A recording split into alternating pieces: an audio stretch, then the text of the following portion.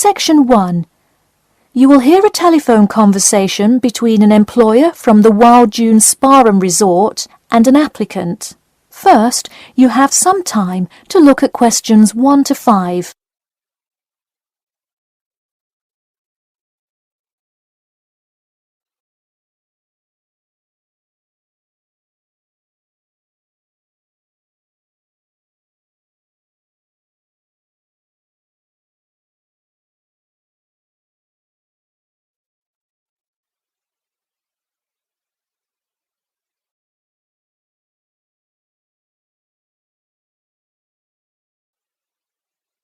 You will see that there is an example which has been done for you.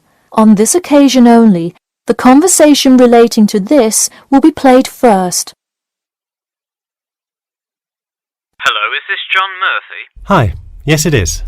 Hi John, this is Ed Heisenberg from the Wild Dune Spa and Resort, calling about your application for our lifeguard position. Do you have a few minutes to talk? Yes, absolutely. The employer says that he is calling about the application for their lifeguard position.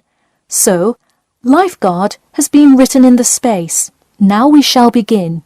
You should answer the questions as you listen, because you will not hear the recording a second time. Listen carefully and answer questions 1 to 5. Hello, is this John Murphy? Hi, yes it is. Hi John, this is Ed Heisenberg from the Wild Dune Spa and Resort, calling about your application for our lifeguard position. Do you have a few minutes to talk? Yes, absolutely. Great, could you give me your address? Sure. My address is 45 Elsinore Court. I'm sorry, was that Eleanor? Could you spell that for me? Sure, it's Elsinore. E-L-S-I-N-O-R-E. Okay, thanks. And is this the number we should reach you at in the future? 099885767? No, that's my home phone. But let me give you my mobile number instead. 077 896 245. Call me on that one. Okay, I'll make a note of that. Could you tell me your availability? Sure, I'm usually available during afternoons or weekends. I'd prefer not to be scheduled on weeknights because I work part-time as a waiter. That shouldn't be a problem, since we don't stay open very late anyway. And do you have any other employment experience? Yes, I've worked at a few other places. I was the baseball coach at Richmond High School last season. I see. And do you have any other experience that you would like us to note on your application? Yes. Last year I worked at the beach as a rescue diver. Rescue diver? That sounds intense. Well, it's really just like being a lifeguard, except in the ocean instead of pool. So kind of like being a lifeguard at the world's largest pool. I see. Before you hear the rest of the conversation, you have some time to look at questions 6 to 10.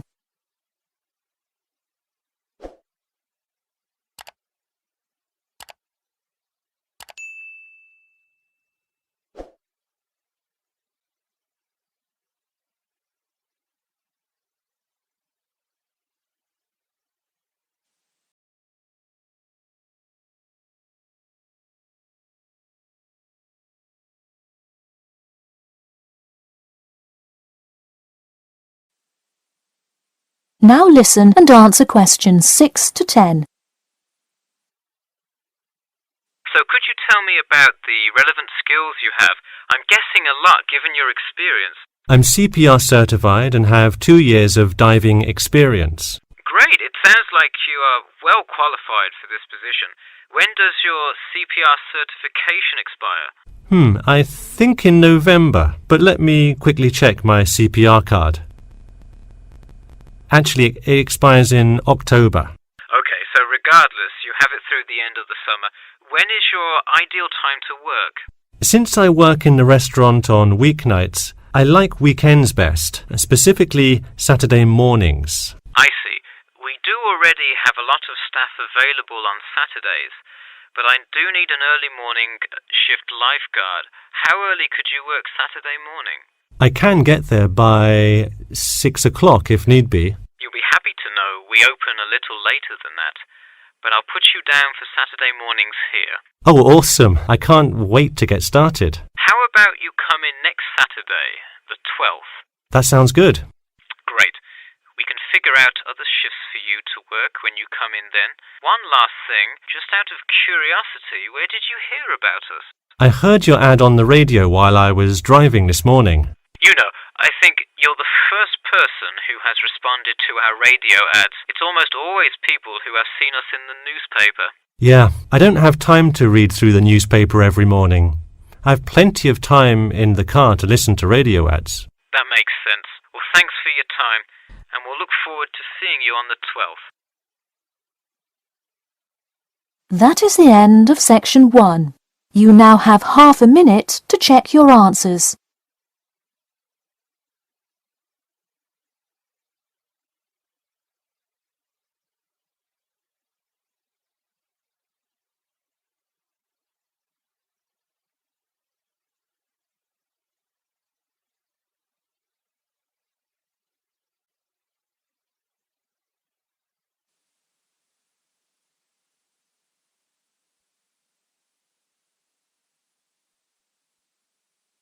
Now turn to section 2. Section 2. You'll hear part of a free class about safety around campus. First, you have some time to look at questions 11 to 14.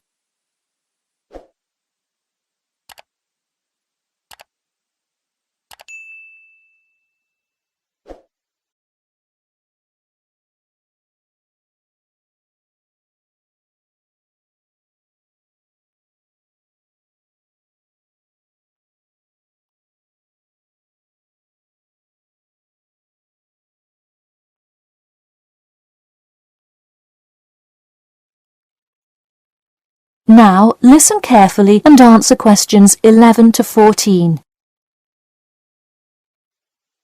Good evening. I'm Geoffrey Miller from the University of Nottingham Student Union, and in this week's free class, Carlos Garcia is going to tell us about safety around campus. Over to you, Carlos. Thank you, Geoffrey, and thank you all for your attendance today. Also, I'd like to thank the Student Union here at the university for organising this lecture. Well, I've been serving and protecting the city of Nottingham for over 20 years now as a member of the police department. Does anyone know what type of crime is the most prevalent on campus? I heard someone say drugs and alcohol. That actually isn't too much of an issue. Violence? Nope. Actually, the biggest thing we worry about here is theft. The nature of crime on Nottingham's campus is quite different from that of the surrounding areas.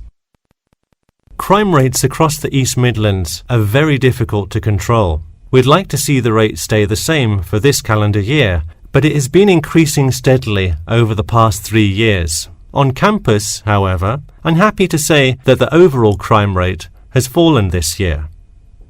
You wouldn't think so if you've seen the extremely exaggerated stories in the media. The media has done nothing but cause more concern about crime in our area. Even the crime shows you see today are a little bit far-fetched, but at least viewers know they're not real events. We'd really like to see more factual news articles out there so the public can have a rational sense of the safety level of our society. Before you hear the rest of the talk, you have some time to look at questions 15 to 20.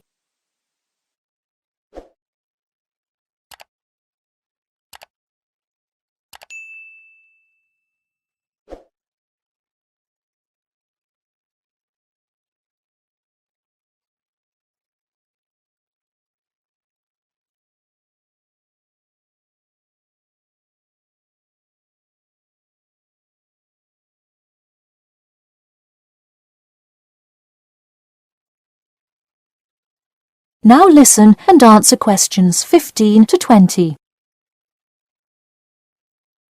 Okay, let's move on to what to do when you see a crime. Do not get involved if at all possible, and do not draw too much attention to yourself by running away in a conspicuous manner.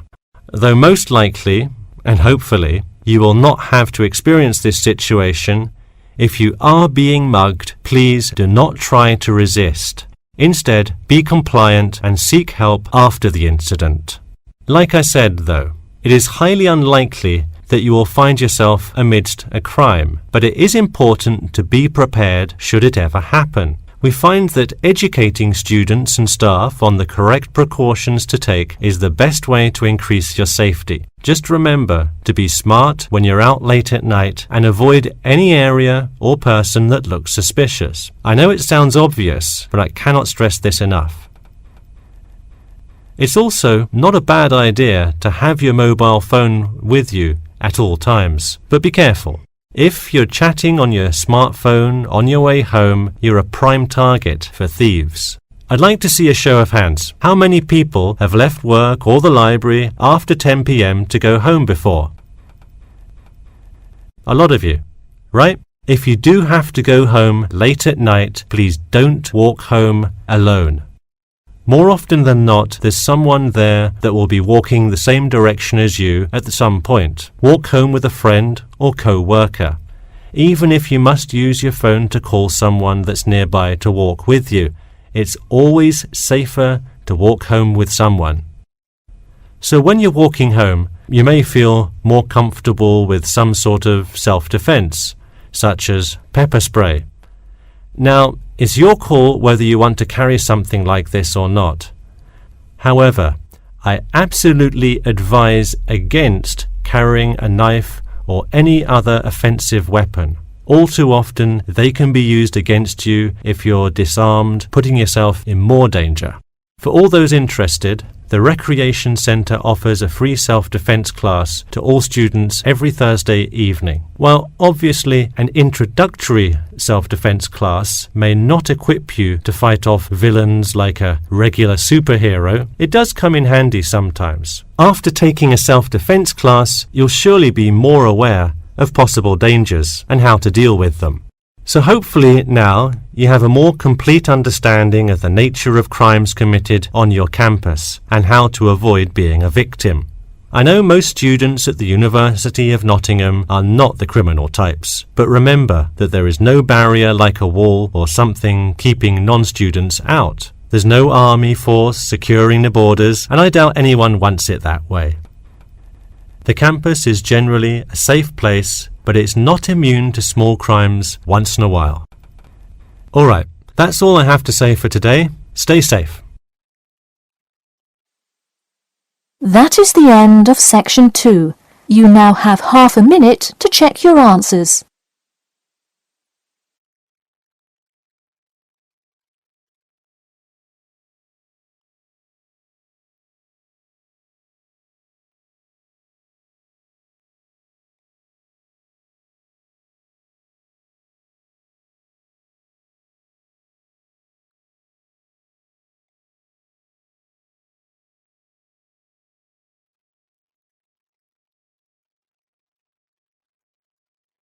Now turn to section 3.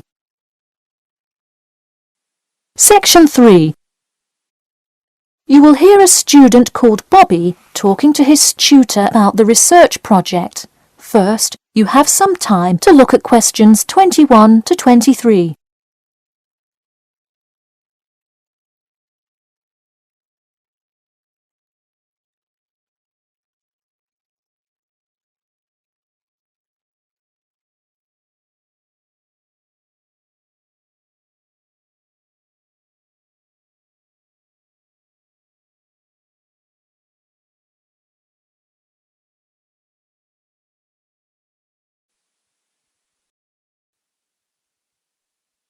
Now listen carefully and answer questions 21 to 23. Hi Bobby, go ahead and sit down. Tell me about your research project. Well, I decided to research football and keys for success on a football team. That sounds great. What are the guidelines for the test? Did the teacher talk to you about it in class? No, everything is on a handout that was passed out. It says that the first draft is due at the end of next week and the second and third are due later on in the month. I don't understand why we have to keep revising and fixing it. Is this assignment really that important? Well, this project is a major requirement for passing 11th grade English and will go on your permanent record. Oh, really? Does that mean it will affect what English level I am placed in next year? Well, not exactly. You need a good grade to move on, but it is your overall grade and teacher recommendation that determines what level of English you are placed in next year. Anyway, tell me about your topic choice. Do you play football? Well, actually, it's because my father loves the sport. He watches it every weekend. Cool. It's a good idea to report on something you're interested in. Before you hear the rest of the talk, you have some time to look at questions 24 to 30.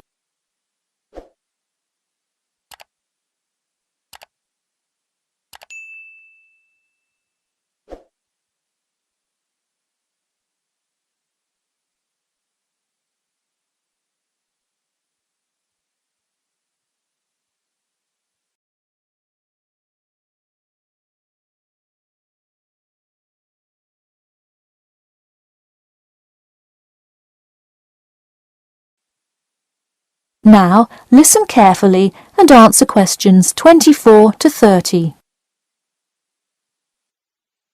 I see you worked hard calling players and the head coach to talk, so let's see what information you got. Well, you have to listen carefully to the first call on the recording. It's really hard to hear because the background noise is louder than the person's voice. Yes, it is a bit tough to discern. I'm afraid the player's answer is too short as well. You will have to interview him again and try to get him to give a better answer. Okay, I thought that might happen. I will call him again tomorrow. Moving on, let's look back at this question. You asked, tell me about a time when you learned a major life lesson through playing football and explain how that has shaped the person and player you have become now and how you hope to pass on that lesson. It is a great idea for a question, but in an oral interview it is far too complex. I would advise you to break it up into multiple parts to get a better response. I guess you're right. I wouldn't want to have to provide an answer to a question like that. I will simplify it. I found that when I asked players this question, it took too much time because they were struggling to answer the question completely. In fact, this is the question Joe Billings was answering when the tape ran out. He did tend to ramble on all the questions, didn't he? He sure did. I would recommend that when you go back and interview players again, that you use a more sophisticated recording device. This recording is spotty, which indicates that the equipment wasn't working consistently. Okay, I guess it probably wasn't the best idea to use the sound recorder on my phone. Hey, could you give me some feedback on the content of the report itself? Sure, let's start by focusing on your topic. While I like that you chose to cover football, it seems inexplicit. The keys for success of a player and team is quite an interesting topic, but what is your thesis? That is to say, what conclusions can you draw from your research? I would suggest coming up with a strong thesis statement and then shaping your report based on that. Is it really too vague? I put a whole lot of facts into it. I list the top 10 goal scorers in football history and later on provide statistics for a few of the most famous coaches and their records as coaches. I think that's great that you included these facts, but I think you focus too much on the facts and not enough on connecting these facts to make your point. Ah, I see. Okay. So it looks like I have quite a bit of work to do before the deadline. That is the end of section 3. You now have half a minute to check your answers.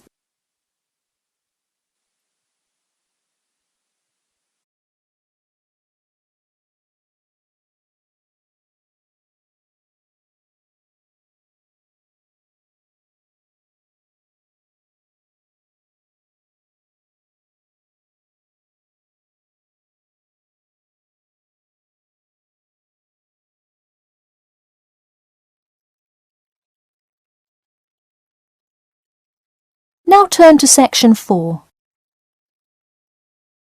Section 4. You will hear part of a lecture about how to give a quality speech. First, you have some time to look at questions 31 to 40.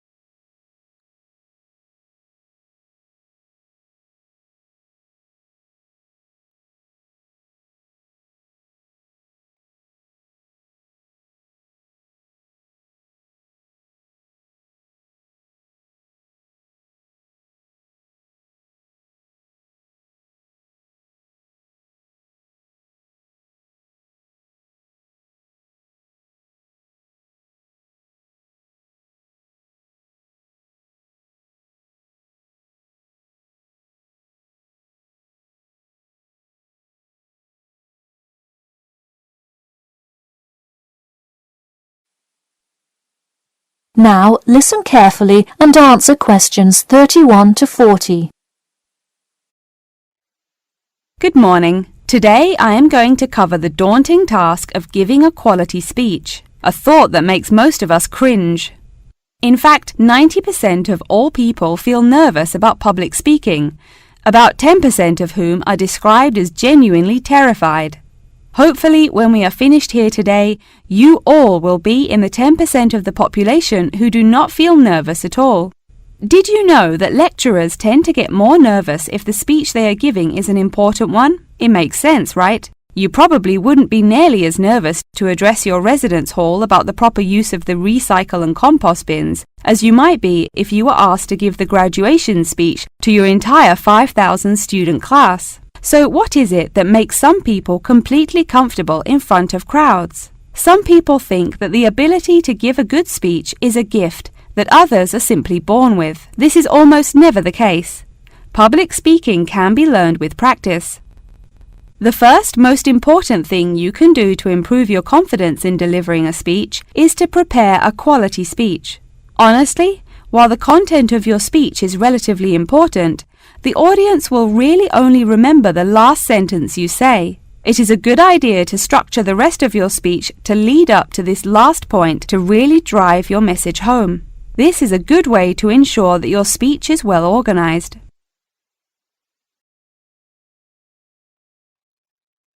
Once you are confident in the quality of the speech you have written, the rest is just about your stage presence. Let's go through some do's and don'ts of public speaking. First, you want to command the attention of the room. Do not, I repeat, do not proceed with your speech until the audience is paying attention. Even Martin Luther King Jr.'s I Have a Dream speech wouldn't have made any difference in the world without the undivided attention of his audience. To continue with the I Have a Dream example, one of the reasons that MLK was such an effective orator was his ability to speak with passion and engage with his audience. That sort of charisma does not come from reading straight from paper. Don't get me wrong, it is a good idea to write your main ideas down on a note card, sheet of paper or something. But one factor that will consistently lead to a boring, forgettable speech is writing down your entire speech. Do not write your full speech down. If you are constantly reading your paper, you are not making eye contact with your audience, and thus failing to really express the feeling that goes with your ideas. I advise you write 1 or 2 ideas, so if you suddenly draw a blank, you have something to jog your memory. If you've written a good speech that you believe in, those ideas should be sufficient to keep you on track. Once you have those ideas written down, give your speech a few practice runs in front of the mirror, into your sound recorder on your phone, or with a friend before it comes time to address a crowd. That way, you can hear how the ideas come across, make sure there are no abrupt transitions, and find out whether you are talking too fast or too slow. Timing is important. Make sure you time yourself beforehand to see how long your speech is. That is pretty much it. With practice, you'll be able to deliver an expert speech that engages and even maybe inspires your audience. Just remember, speak with emotion. No one wants to listen to someone reading from a script. As I come to a close in my speech, I'll point out that I have employed all of these tips that I have covered. I practiced my speech ahead of time and timed it, and I can even show you my one small index card with just 3 simple bullets on it. It's as easy as that. That is the end of section 4. You now have half a minute to check your answers.